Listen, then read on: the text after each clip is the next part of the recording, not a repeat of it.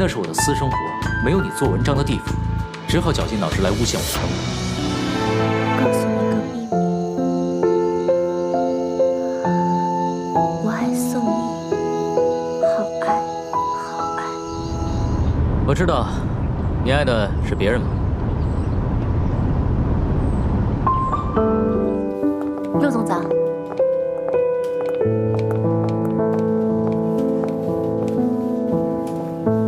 少帅早。抱歉，晚了一点。有人找我吗？总裁说您来了之后就去他的办公室。好，我去帮你煮咖啡。哎，不用了，你帮我拿2片止痛药就好了。你怎么了？头痛吗？昨天晚上多喝了几杯。看来昨天晚上有聚会，是我错过了什么吗？私人小聚而已。少帅，苏曼这次对我们帮助特别大，不管怎么样都是我们的恩人了。我觉得有机会应该好好请他喝一杯。你放心，我这个人一向就是有恩报恩，有仇报仇。总裁，来，你找我？请坐。是这样，琳达来公司这么久，一直没有休年假，她想休息一段时间。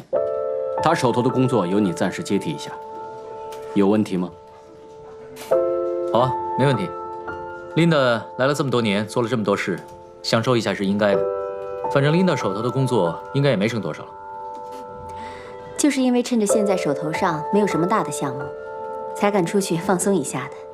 要不我怎么敢请假呢？少帅，那就麻烦你了。好说好说，你帮过我的，我都记得。这点小事不值一提。琳达，你到哪儿去休假啊？记得回来给我们带礼物啊！一定。不要紧吧你？没事吧？真没事。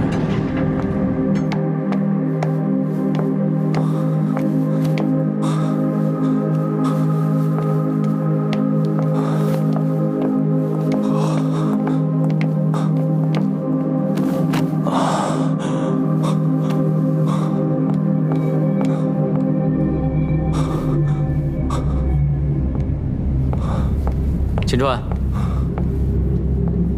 脸怎么这么红啊？你对什么过敏？有没有带药？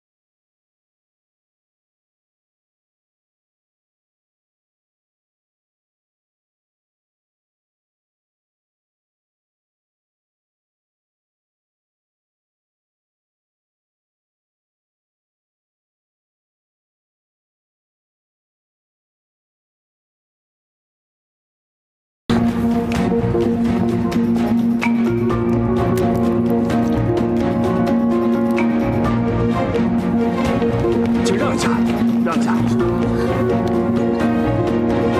怎么样？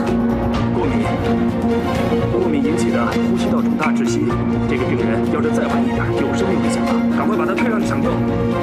他对自己的过敏史不知道吗？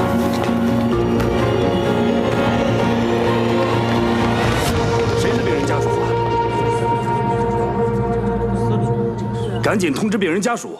这个病人十分危险，医院的各项手术都需要病人家属的签字。赶快联系，谁是病人家属？病人家属在哪儿？我是他太太。那好，赶紧跟我走。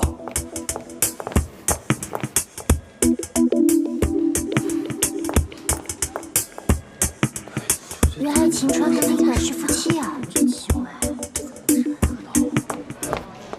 陆立成，是不是你故意让秦川过敏的？林总，我看你想象力还不够丰富是吧？你为什么不索性说我给你老公下毒？秦川向来都很小心，从来不碰芝麻菜，怎么今天偏偏凑巧吃上这么一筷子，然后偏偏在楼下碰到了你？我看到你担心你老公的份上，我跟你说一次，我不知道你家秦川对什么芝麻菜过敏。还有，我没事折腾你老公干什么呀？你就是想报复我，在总裁面前把我结婚的事给抖出来。既然你这么说，咱们不妨也把话说开些。你说我想报复你，想必你也承认了，这样的事是你动的手脚。可是我从来没有拿你的私生活做文章吧？那是我的私生活，没有你做文章的地方，只好绞尽脑汁来诬陷我。琳达，若要人不知，除非己莫。你自己选择了一半，就是自己埋下了一颗不定时炸弹。我是有想过怎么回报你，但是还没有想好，就出现了这么一个机会，让你搬起石头砸自己的脚。这不禁让我怀疑，是不是真的有报应这回事？陆立成啊，陆立成，果然今天的事是你故意安排的。愿赌服输吧，不要让我怀疑你的智商。今天的事，只能说你运气不好。琳达，我没有你那么多心思，整天琢磨着怎么去害人。否则，我打完电话袖手旁观，不做人工呼吸，就是最现成的报复。陆立成，你总裁，琳达，你不要和陆立成吵，我了解过。要不是立成抢救及时，秦川现在什么样就很难说了。倒是你，结婚一事一瞒就是3年，保密工作做得不错呀，把我都给骗了。总裁，我不是有意欺瞒。不必再说了，员工之间不能有亲属关系。这件事情到此为止，你还是好好工作吧，都把精力放在工作上。是。至于秦川，夫妻俩毕竟不适合在同一间公司，你回去想一想，看怎么处理吧。回去吧。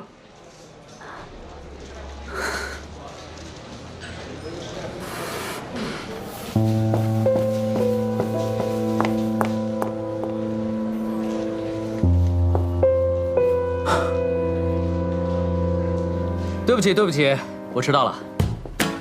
你这人怎么这样啊？先生，请别人吃饭还迟到，太没有诚意了吧？不好意思啊，我被一件突发事件拖住了。看来你们也没闲着嘛，没亏待自己。谁叫你迟到啊？再晚一点，我看连骨头都没有了。好的，稍等。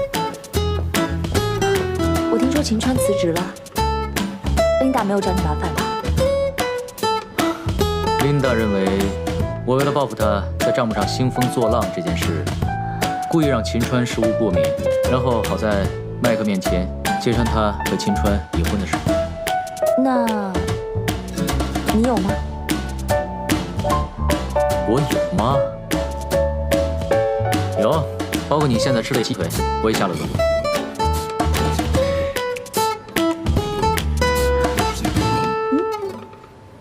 对了，Alex，你是怎么知道琳达结婚的事啊？有一次，我看见他和秦川开车出了点小事故，所以我去帮忙，送他们去医院。不过，我答应过琳达替他保守秘密。你看，人家多有口德啊，知道别人的秘密还守口如瓶。如果我告诉你们，我很早也知道他们的事，你会不会觉得很奇怪呢？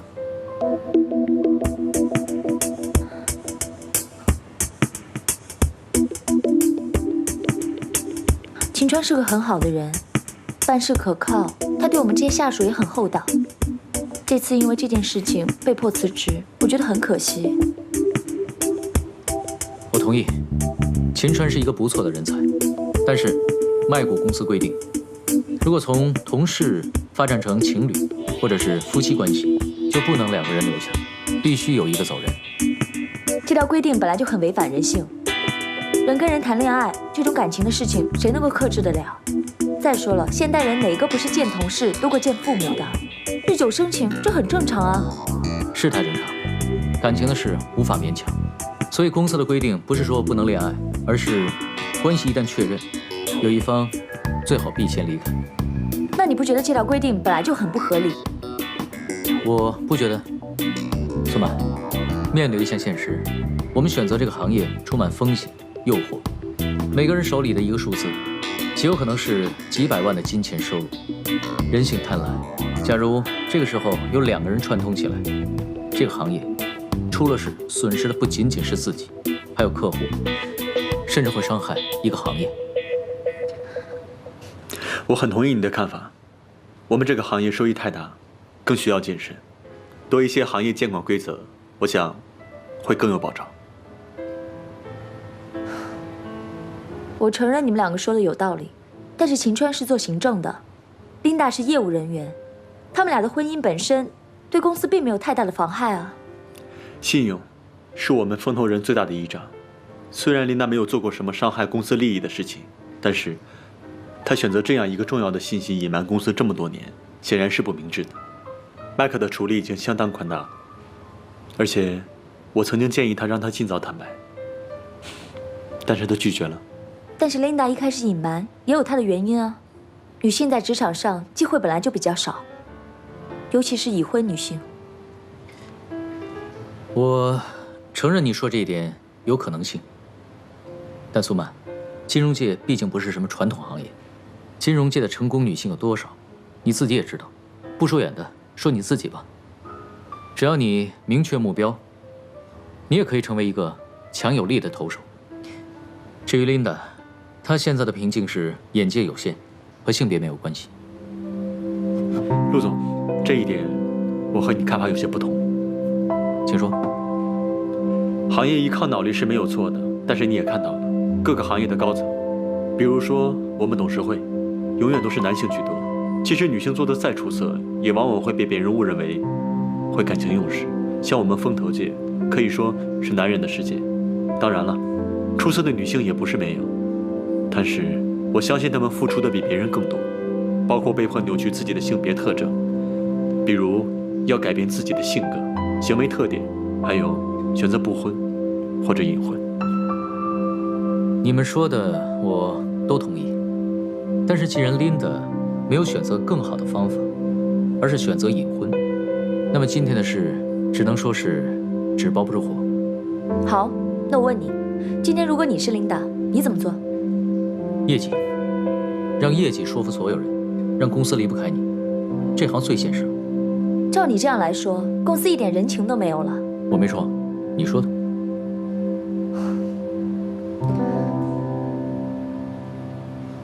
那你呢？如果是你，你怎么办？我，就像我们一样，都是因为工作而相聚在一起的。你们说的没错，开公司就是为了盈利嘛，无可厚非。任何因工作而产生的情和义，都是附属产品，不是必然的。苏曼，记住了，这个世界没有义务处处讨你喜欢。好了，不说这个了。我正式的感谢2位，谢谢你们无私的携手帮我渡过难关。为今天晚上 ，Cheers。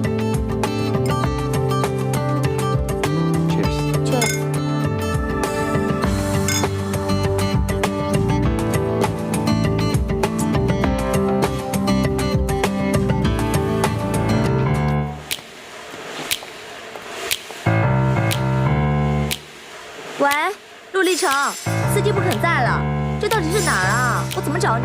你旁边都有什么呀？有一个水塘，旁边有个告示牌，写什么“请勿游泳戏水”什么的。你看那个牌子，旁边有一个小挖沟，你就沿着那个小挖沟一直走。知道了。哎，陆立成，现在有2条岔路。有一条，你就朝着向南的方向一直走。陆立成，我现在前面没有路。往东走。东。你来这边的话，右手边是东。那你就往右不就好了嘛？到底要多久啊？抱怨。喂，陆立成，快了。有一座小桥，然后呢？桥？从新桥。那你就顺着桥的方向一直走。还要往上走啊？哎，到底什么鬼地方啊？我要求出差不许抱怨。还要往下走啊？这什么鬼地方？快了，快了。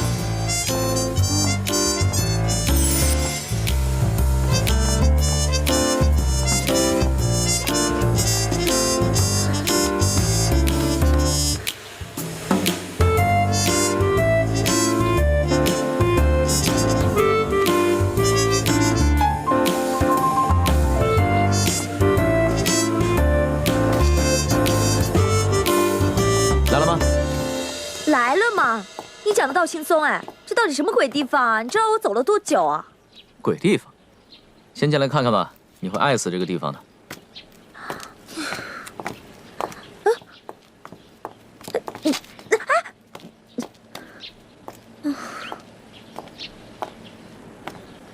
怎么样，还是鬼地方吗？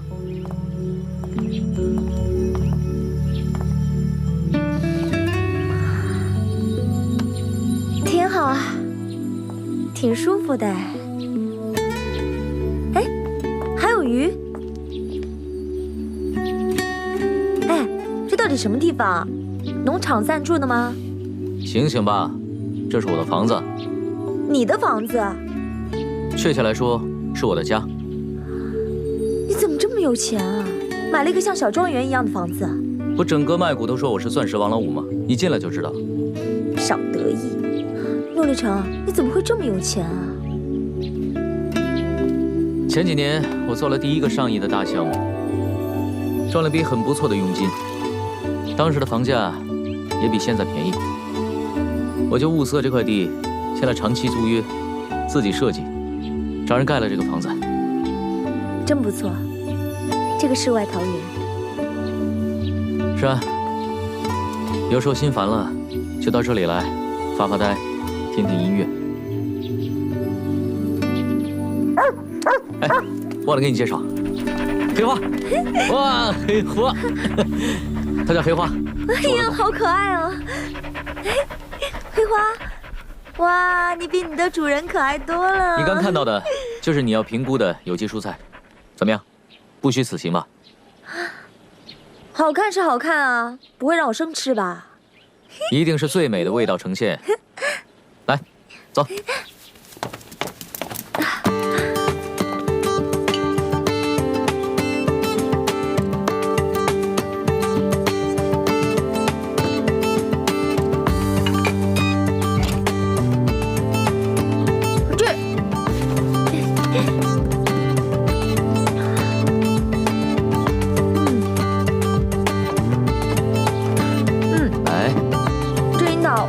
鉴定过了，非常好。辛苦你了，鉴定啊！来，先吃一下这个，垫一下肚子。吃的这么健康，真讲究哎。你这个牛肉，不会也是这个农场出产的吧？当然也是，严格按照欧洲的饲养标准来的。我还真看不出来你会做菜啊。而且做的不错哦。很多人都想不到，好几年前呢，有一个 IT 业的客户特别难拿下，但他的一个爱好就是自己做菜。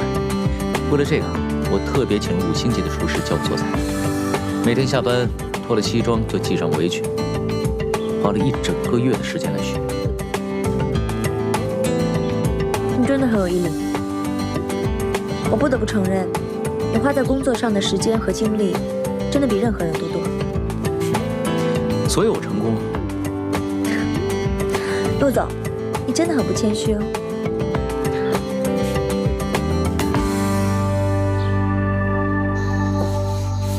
陆立成啊，陆立成，你看看你，年少多金，长相英俊，又会洗碗，又会做菜，还有只那么可爱的狗，为什么没有女人要你呢？要我的女人多了，是我不要她们。为什么？工作太忙，顾不上。借口，所有什么工作太忙顾不上的都是借口，说穿了就是优先排序的问题。难得你说对了，确实是优先排序的问题。工作优先，感情靠后。为什么？你是10万个为什么呀？我喜欢工作。钱是赚不完的啊，陆总。不是钱的问题，工作让我觉得自己的智慧和能力有用武之地。简单点来说，就是成就感。这种满足感是感情代替不了的。感情对我来说，更多的是种负担，至少对现在的我是这样。我没有那么多的心思和精力去烦心另外一个人的喜怒哀乐。感情，总的来说，是耗费我精力的东西，只有索取，没有贡献。我不同意。我觉得感情是生活中非常重要的因素。没有感情的生活啊，再多世俗的成功，生命也不会完整。女人，这跟性别没有关系。我呢，我也喜欢工作，工作让我觉得有用，让我快乐。但是感情并不会影响我对工作的专注啊。相反的，它还会督促我成为一个更努力的人，更好的对自己和对这个世界。是吗？爱情真的是伟大的正面能量吗？是的，陆励成，我告诉你，你总是认为爱情是软弱的，是阻碍你的东西。可是呢，我从来都不认为听从自己心里的声音是软弱的。我觉得爱有着最大的力量。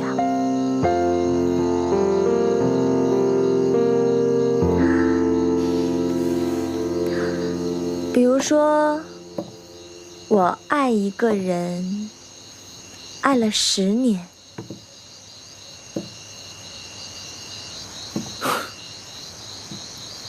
是个什么样的人呢？他是一个像太阳一样，总是能够给身边的人带来温暖和勇气的人。我爱了他快10年了。这10年我改变了很多，因为我知道他喜欢积极乐观的人，所以我积极乐观。我知道他一贯善良地对待身边的人，所以我也尽最大的努力去善良地对待别人。我知道他注重1分耕耘1分收获，所以我从来不幻想依靠他人，而是努力地向他学习，去体会拼搏的乐趣。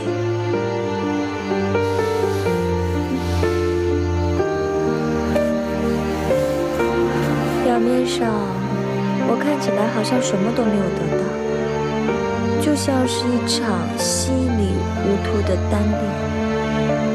但是陆励成，你今天看到的苏曼，就是这样子一点一点塑造而成。因为他，我才能够成为今天的我。是我的爱给了我指引，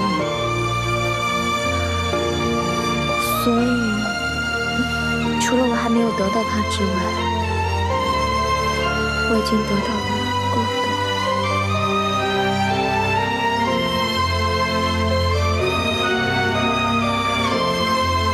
如果最终你都没有得到他，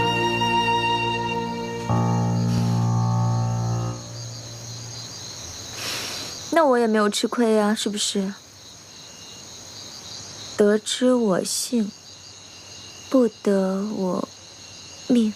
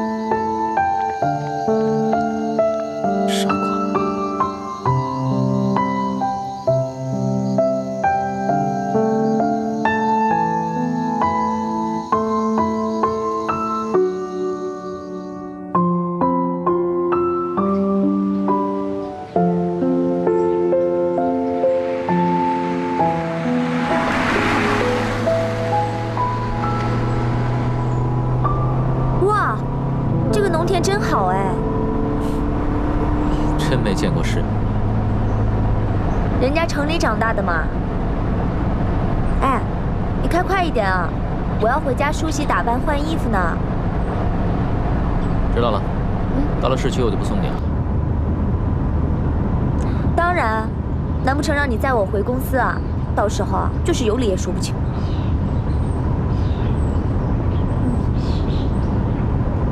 哎，你昨天那个红酒真的不错哎。你说，我昨天晚上到底说了什么？你说我做菜超好吃的，你爱我，你要嫁给我，然后天天吃我的菜。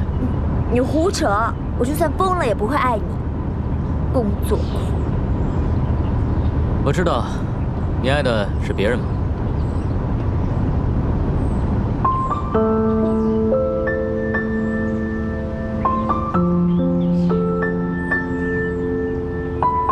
你这个人这么懒，这么不求上进，爱的人肯定跟你一样都是懒人，绝对不会是我。当然不是你。